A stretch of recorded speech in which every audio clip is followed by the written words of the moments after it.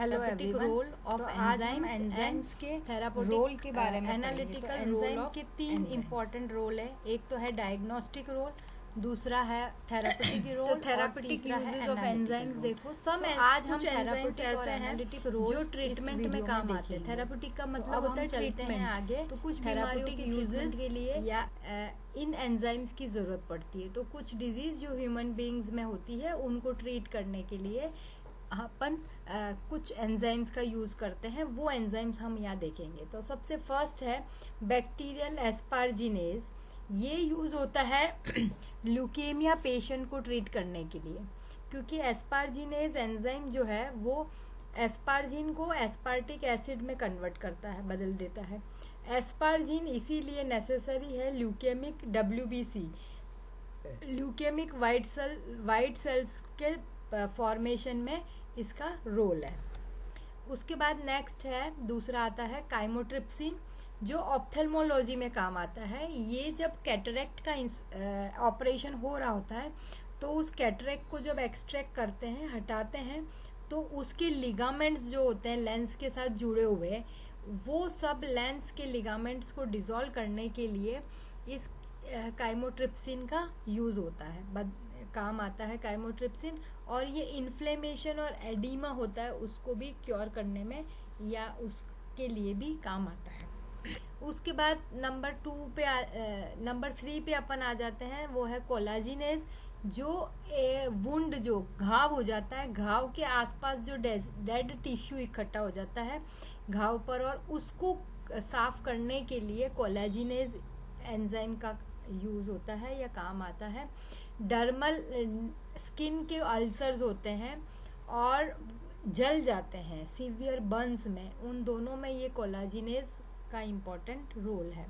फिर है फाइब्रिनोलाइसिन। फाइब्रिनोलाइसिन जो है कि वीनस ब्लड में कोई थ्रोम्बोसिस हो जाता है या क्लॉट हो जाता है तो उसको क्लियर करने के काम में आता है। फिर पल्मोनरी और आर्टीरियल एम्बोलिज्म। एम्बोलिज्म क्या है कि पल्मोनरी आर्टरी में कोई क्लॉट हो जाता है तो उसको कहते हैं पल्मोनरी आर्टीरियल एम्बोलिज्म।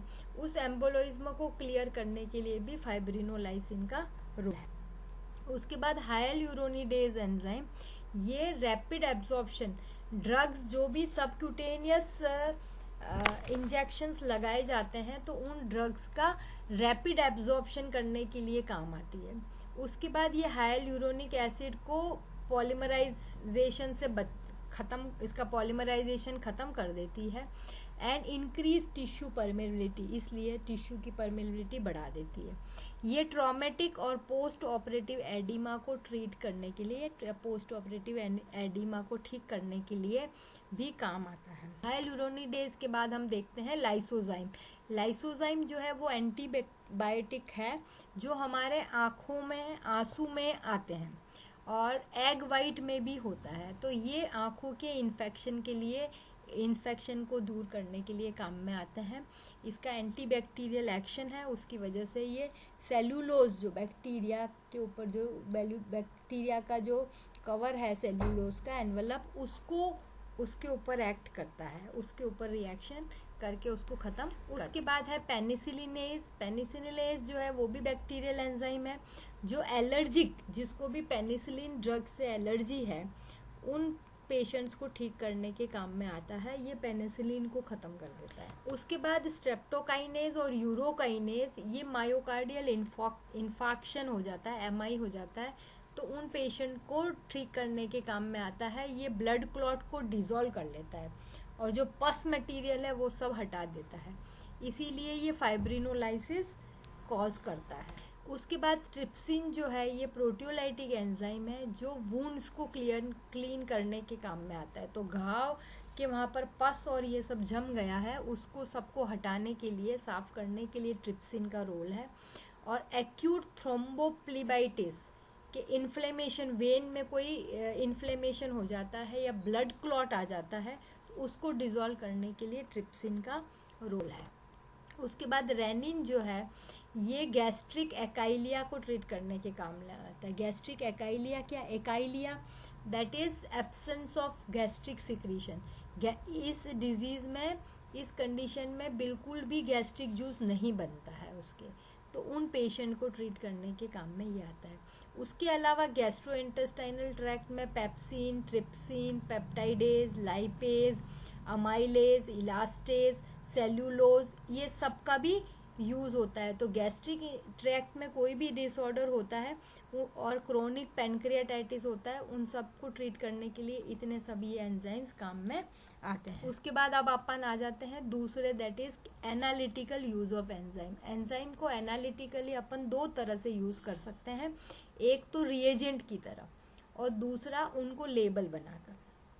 तो रिएजेंट की तरह तो अपन ब्लड शुगर हर सीरम एक्सपेरिमेंट के एस्टिमेशन में, है ना, उन सब में इन एंजाइम्स का रोल है। तो इन सीरम एंजाइम एक्टिविटी जो भी डायग्नोसिस में अपने को काम आती है, उन सब का मेजरमेंट करने के लिए, उन सब का एस्टिमेशन करने के लिए ये काम आता है, ताकि अपन डिजीज़ को मैनेज कर सकें। और इसीलिए क्लिनिकल लेबोरेटरी में एज ए रिएजेंट एंजाइम्स का बहुत इम्पॉर्टेंट रोल है कि सारे सीरम कॉन्स्टिट्यूएंट्स जो भी है उसके एस्टिमेशन में एंजाइम्स काम आते हैं। उसके बाद एज ए लेबल मतलब कि कुछ एलाइजा जो टेस्ट होता है, एंजाइम लिंक्ड इम्यूनो एब्जॉर्प्शन एसे, एलाइजा जो इम्यूनो एसे है, उसमें एक लेबल की तरह कुछ एंजाइम्स काम में आते हैं।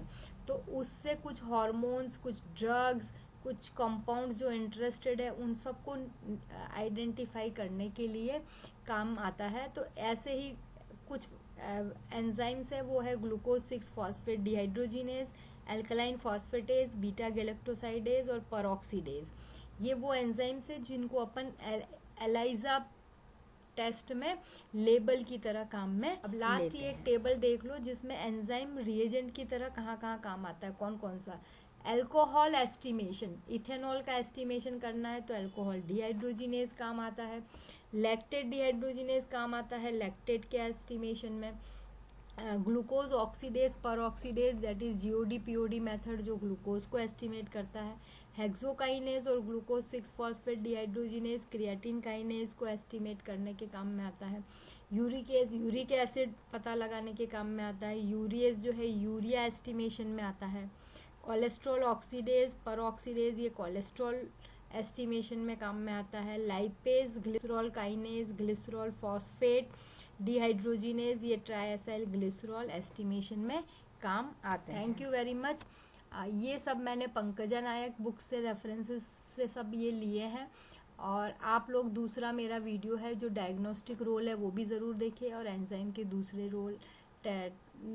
वीडियोज़ है वो भी ज़रूर देखें। और प्लीज़ लाइक, शेयर और सब्सक्राइब ज़रूर करें। Thank you very much.